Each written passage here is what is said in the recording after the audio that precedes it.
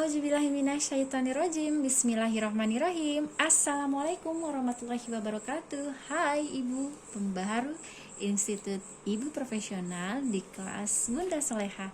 Perkenalkan, nama saya Rusna Meswari atau biasa dipanggil Bunda Una.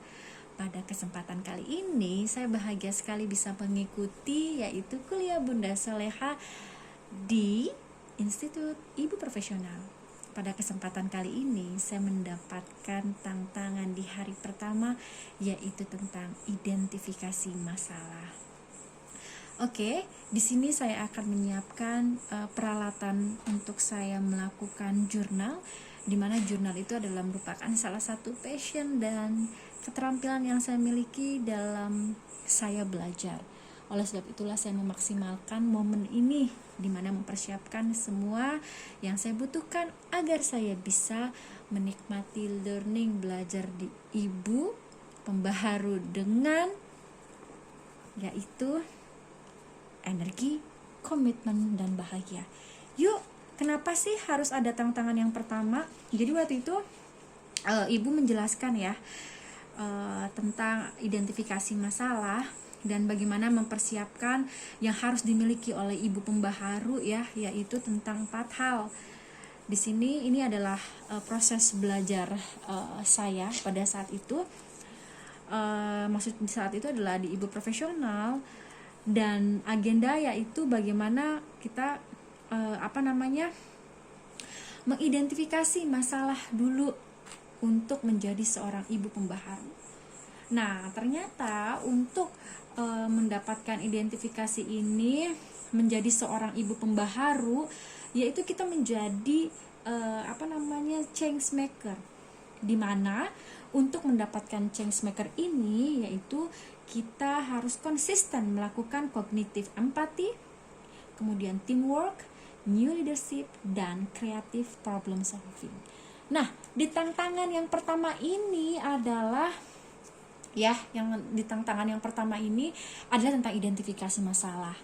Tapi sebelum itu ada 4 yang menjadi bahasan di tantangan yang pertama, di identifikasi masalah. Maksudnya agenda kuliah yang saat ini dijalankan, yaitu pertama mengetahui indikator sukses, yang kedua adalah tahapan menjadi Ibu Pembaharu, yang ketiga adalah problem statement, yang keempat adalah analisis akar masalah. Pastinya dong di kesempatan kali ini saya akan langsung menuliskan apa yang menjadi masalah saya, kemudian analisis akar masalahnya, dan juga indikator sukses saya dalam menjadi Ibu Pembaharu, sedang bagaimana tahapan untuk menjadi Ibu Pembaharu. Nah, indikator sukses saya di sini saya akan membuat tracking teman-teman semuanya. Bagaimana di tingkat komunal saya tuntas minimal 7 hari dengan 8 tantangan. Di sini saya akan beri tanda ketika saya selesai melakukan tantangan sebagai bentuk recording. Yang kedua adalah saya tuntas juga membuat review ya di sini karena belum masuk review.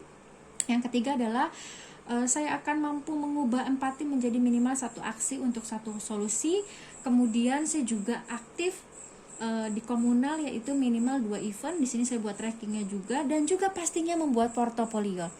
Jadi portofolio saya akan share di YouTube Rusna Meswari, serta saya juga akan membuat yaitu 1 PDF bentuk jurnal yang akan saya PDF-kan dari hasil belajar. Masya Allah, banyak ya yang akan didapat. Dan pastinya indikator personal saya itu adalah, yang pertama adalah saya mampu menyelesaikan 1 masalah dalam hidup saya, yaitu bagaimana mengenal yaitu tadabbur Al-Quran, mengorganisnya seperti kurikulum, dan saya mampu menulis 1 artikel perjalanan saya setiap pekannya di Ibu Pembaharu. Itu saja personal yang akan menjadi indikator sukses saya. Nah, kemudian tahapan menjadi Ibu Pembaharu dijelaskan juga, ini ada 8. Sekarang saya ada di identifikasi masalah, yaitu yang di poin 1. Nah, ternyata membuat problem statement dulu. Jadi saya sedikit cerita, pada saat saya membuat problem statement ini, merenunglah 1 minggu itu membawa saya kembali ke kelas matrikulasi Bunda Sayang, Bunda Cekatan, dan Bunda Produktif. Jadi di situ saya memapping teman-teman bagaimana masalah yang akan saya angkat itu saya ambil dari pertama kali saya mengikuti ibu profesional, yang ternyata saya menerapkan atau menjalankan, yaitu 8 sisi kehidupan agar seimbang. Nah, ternyata di dalam proses menyeimbangkan 8 sisi kehidupan itu, ternyata saya menghadapi masalah. Dan masalahnya itu adalah apa aja sih 8 sisi kehidupan? Bagaimana saya melihat spiritual saya, finansial, kesehatan, family, bisnis, karir, recreation, ya kan? Hingga akhirnya dari 8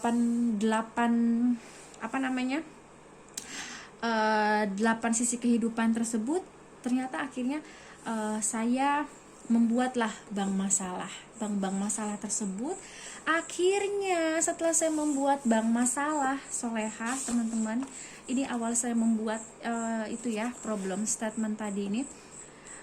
Akhirnya apa saja sih masalah saya?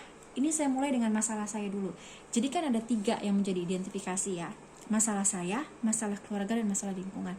Sebenarnya banyak sekali kalau diambil dari 8 sisi kehidupan, dan saya koneksikan ketika saya mengikuti kelas Bunda Cekatan, ya kan. Pada saat itu adalah saya concern di mengelola emosi, dan ternyata itu juga masih menjadi concern saya, yaitu bagaimana mengelola emosi. Bagaimana ceritanya? Jadi saya buat bank masalah dulu, yaitu masalah apa saja yang saya hadapi. Contohnya adalah dari 8 sisi ini ya teman-teman. Ternyata jogging saya yang kurang teratur, tidur saya di atas pukul 11 malam, minimalis lifestyle saya masih belum sustain, mengorganize rumah juga saya masih belum sustain, mengelola waktu yang karena banyaknya aktivitas, mengelola emosi juga. Terus masalah saya bagaimana saya bisa systemize dalam learning how to Quran dan juga menulis kaligrafi. Ini yang menjadi masalah saya. Kemudian menjadi masalah keluarga ada finansial dan juga emosi. Kemudian masalah lingkungan pastinya adalah masalah emosi, waktu, finansial, dan juga sampah, masalah sampah itu tadi. Nah, akhirnya saya mendapatkan apa sih yang menjadi masalah saya.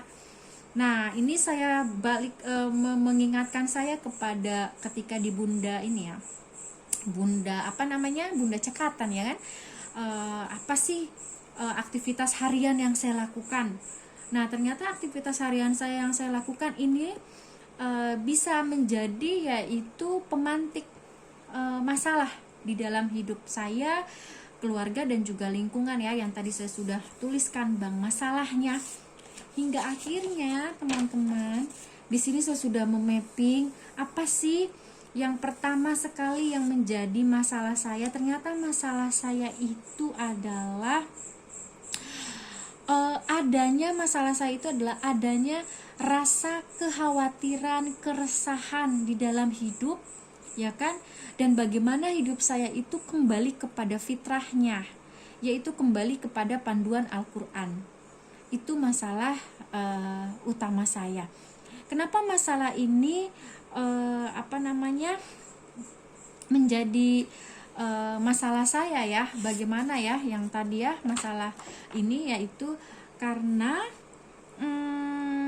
tolak ukurnya adalah story why-nya adalah saya tahu itu masalah saya, yaitu kembali ke tazkiyatun nafs. Sebenarnya seperti itu. Jadi kemudian setelah itu apa sih tolak ukurnya? Yaitu pasti saya udah nggak menjadi masalah lagi. Saya mampu menjadi jiwa yang tenang, saya rileks, saya melakukan Quran journaling dan menerapkannya dengan bahagia. Saya mampu memetakan Al-Quran. Kemudian saya juga mampu learning kurikulum Al-Quran dan menjadi jiwa yang tenang, yang sesuai dengan surat Al-Fajr ayat 27 sampai dengan 30. Oke. Di momen kali ini ternyata masalah besar saya adalah belum secara utuh menjalani kehidupan Islami karena belum konsisten mentadaburi Al-Quran. Terkadang ada rasa kecewa dengan kondisi dan posisi yang terjadi sehingga menjadi beban di pikiran dan perasaan, menjadi mood. Sehingga apa? Menghasilkan akar masalahnya itu adalah di sini saya menjadi responsif. Responsif itu terlalu responsif. Saya akan tuliskan di sini hingga akhirnya menjadikan diri saya akar masalah ya. Ini adalah analisis akar masalahnya, menjadikan saya responsif berlebihan.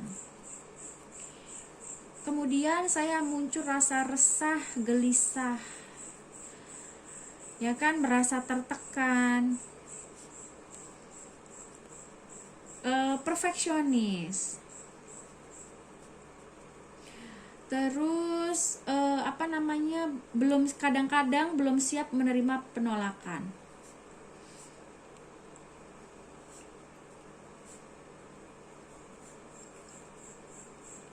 Nah, kemudian akar masalah yang kedua apa? Oh, ternyata saya belum cukup maintenance. Belum cukup termaintains emosinya. Meskipun waktu di Bunda Cekatan saya sudah melakukan banyak pelatihan, melakukan banyak segala sesuatu, namanya sebagai fitrah manusia, emosi itu ada dan wajar ya. Dan ini ternyata perlu di maintain. Nah, ternyata akar masalahnya itu apa? Belum pro, karena ternyata perlu 10.000 jam terbang ya kalau mau untuk jadi unconscious. Karena efeknya itu masih ada rasa gelisah, penundaan, dan akar masalahnya kemudian perfeksionis itu tadi. Akar masalah kedua banyak banget sebenarnya, tapi yang pasti adalah tadi ya, akar masalah satu responsif berlebihan, resah, dan juga belum cukup. Yang kemudian hasil yang nampak apa? Ternyata di dalam Al-Quran telah banyak dipaparkan tata cara pengelolaan diri, terutama pikiran dan perasaan untuk mencapai kebahagiaan dan kesuksesan hidup. Ya, Masya Allah, Alhamdulillah, ini adalah proses saya menjurnal teman-teman semuanya. Bagaimana dari identifikasi masalah dan juga akar masalahnya. Jadi sekian itu identifikasi masalah. Saya coba dengan cara yang sederhana dan minimalis. Semoga ini memberikan dampak untuk saya bisa di level selanjutnya, yaitu dari kelas Ibu Pembaharu Bunda Soleha Institut Ibu Profesional. Terima kasih banyak. Assalamualaikum warahmatullahi wabarakatuh.